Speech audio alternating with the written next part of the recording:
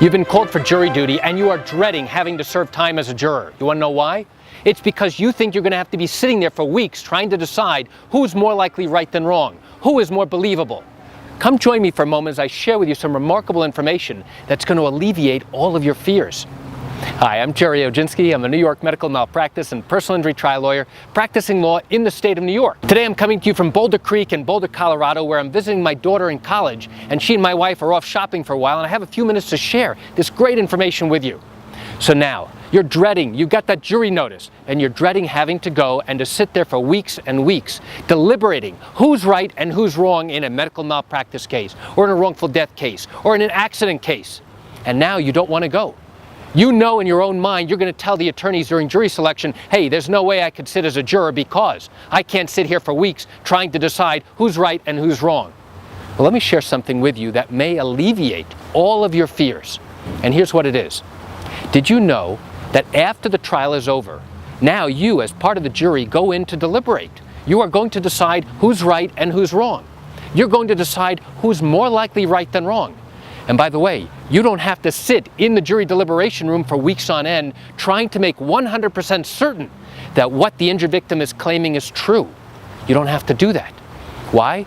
Because we are not held to that standard. You don't have to be there for days and weeks trying to figure out with 100% certainty that what we are claiming is true. Instead, what do you have to do? You only have to determine that we have shown you that we are more likely right than wrong. Even if we tip the scales just slightly, ever so slightly, it means that we are entitled to a verdict in our favor. And that's what you have to do as a juror. So you don't have to sit there for days and weeks on end, making 100% certain that what we are saying is true. Instead, you only have to come to the conclusion that what we are saying is more likely right than wrong in order to justify a verdict in our favor. So why do I share this great information with you? I share it with you to give you an insight and an understanding into how these types of lawsuits work here in the state of New York, whether it's a wrongful death case or a medical malpractice case or even an accident case. You know, I know you're going for jury duty and you probably don't have specific questions about how these cases work, but if you were involved in a matter where you think you have a valid basis for a case and you do have legal questions, what I encourage you to do is reach out to me. Pick up the phone and call me. I can answer your legal questions. This is something I do every single day and I'd love to chat with you. You can reach me at 516-487-8207 or by email at Jerry, G-E-R-R-Y, at oginski-law.com.